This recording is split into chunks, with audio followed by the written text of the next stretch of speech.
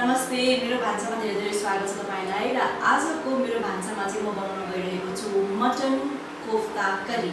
So mutton kofta curry बनाउनको लागि चाहिँ अब सबैभन्दा पहिला मैले यहाँ कराई बसालिसकेको छु र इन्ग्रेडिएन्ट्सहरुमा जाउँ। सबैभन्दा पहिला यसमा इन्ग्रेडिएन्ट्सहरु के चाहिन्छ भनेर तब हामीलाई चाहिन्छ इन्ग्रेडिएन्ट्स यसमा अलिकति थोरै मेथीको दाना, त्यसपछि हामीलाई चाहिन्छ यो अदुवा लसुनको पेस्ट। यो चाहिँ मैले सानो सानो गोलबेडा 4वटा गोलबेडाको प्युरी बनाएर राखेको, गोलबेडाको पेस्ट बनाएर राखेको हो र ठुलो प्याज 2टा प्याजलाई चाहिँ यसलाई पनि प्युरी बनाएर प्याजको ग्राइन्ड गराएर प्याजको प्युरी बनाएर राखेको छु। त्यसैगरी हामीलाई चाहिन्छ अलिकति तेल, धनिया, हरियो खुर्सानी काटेको, मैले चाहिँ 2टा हरियो खुर्सानी काटेको छु यसमा। सो त्यसमा हामीलाई चाहिन्छ नुन अनि बेसार, रातो धुलो खुर्सानी, जिरा धनियाको धुलो र गरम मसला पाउडर अनि अलिकति पानी।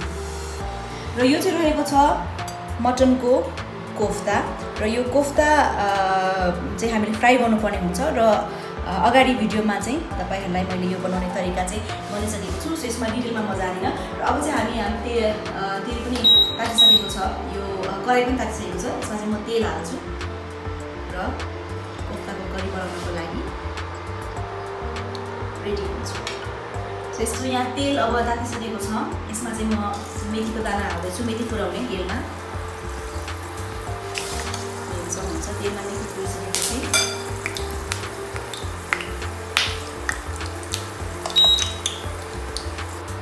र यो तेलमा मेथी पुरिसकेपछि चाहिँ म यो प्याजको प्युरी यसमा हाल्छु।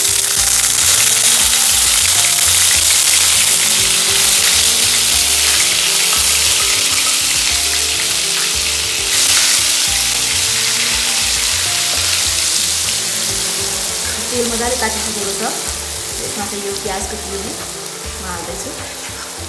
सो प्याजको जुन मैले प्युरी बनाएको थिएँ तपाईँले देख्न सक्नुहुन्छ, प्याजको कलर हल्का ब्राउनिसमा चेन्ज भइरहेको छ हैन। मजाले तेलमा पुगिसकेको छ प्याज र यसमा मैले अब हाल्छु सानो चम्चाको 1 चम्चा आधा अदुवा लसुनको पेस्ट। यसलाई पनि प्याजसँग मिक्स गरेर मजाले सटे गर्नु र यो अदुवा लसुनको पेस्ट अनि यो प्याज अलिकति ब्राउनिस गोल्डन कलरमा टर्न भइसकेको छ र यसमा म हाल्छु अलिकति 1 चम्चा बेसार, 1 चम्चा आधा, त्यसपछि नुन 1 चम्चा आधा, जिरा धनियाको धुलो 1 चम्चा आधा, सानो चम्चाको रातो खुर्सानीको धुलो पाउडर 1 चम्चा आधा। त्यसपछि यसलाई म मजाले मिक्स गर्छु सबै मसालालाई। कलर हेर्नुहोस् चेन्ज हुँदैछ र यसमा म हाल्दैछु अब लास्टमा टमाटोको प्युरी। मैले चाहिँ सानो सानो टमाटो गोलबेडा 4वटा जतिको पेस्ट बनाएको थिएँ ग्राइन्डरमा। यसरी हेर्न सक्नुहुन्छ, यी मसाला रेडी भयो। अब यसलाई चाहिँ यो गोलबेडालाई पाक्न दिनुपर्छ एकछिन, अलिकति आगो बढाउँ, आँच बढाउँ यसमा र यसलाई एकछिन छोपेर 5 मिनट जति छोपेर पकाउँ।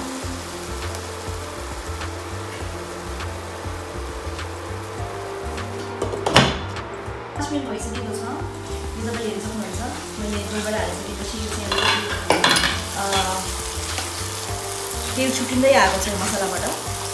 तेल छुट्नु भनेको नै मसला रेडी हुनु भनेको हो। यसरी चाहिँ हामीले यसलाई चाहिँ मजाले अलिकति चलाएर मिक्स गर्न सक्छौँ।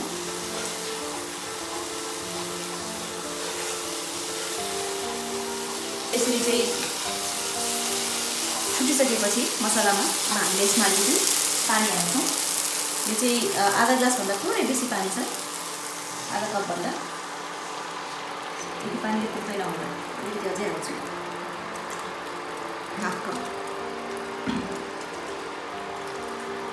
पानी हालिसकेपछि चाहिँ कस्तो हुन्छ भने तपाईँको मसलाको अब जुन हामीले नुनहरू हालेको छौँ त्यसको अलिकति स्वाद चाहिँ चेन्ज हुनसक्छ, पातलो हुनसक्छ होइन।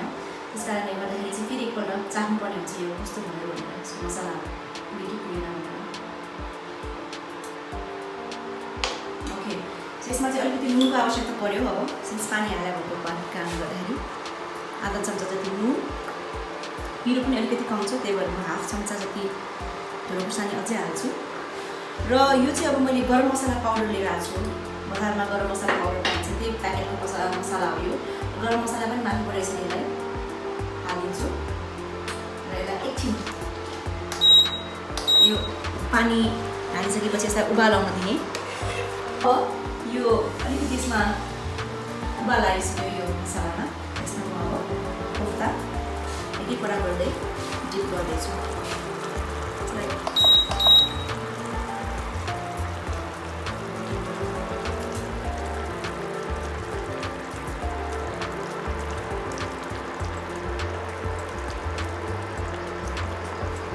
सो यो यसरी हामीले चाहिँ यो कोफ्तालाई यसमा डिप गरिसकेपछि ग्रेभीमा एकचोटि चलाउने मजाले र चलाइसकेपछि चाहिँ यसलाई 10 मिनट जति 8 देखि 10 मिनट मसिनो आँचमा चाहिँ छोपिदिने एकैछिनको लागि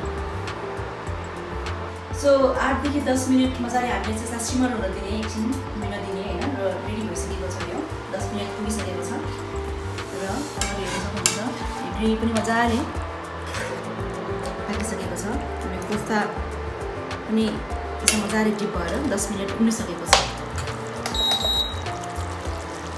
र यसलाई चाहिँ अब माथिबाट मैले हरियो खुर्सानी हाल्दैछु मिने प्रोसेस अलिक बाँकी नै छ र अलिकति धनिया पनि हाल्दैछु माथिबाट र बाँकीको धनिया चाहिँ लास्टमा फेरि गार्निसिङ माथिबाट हाल्नुको लागि राख्छु यसरी तपाईँको यो कोफ्ता रेडी भइसकेको छ कोफ्ता करी र यसलाई चाहिँ म अब सर्भिङ बोलमा निकाल्दैछु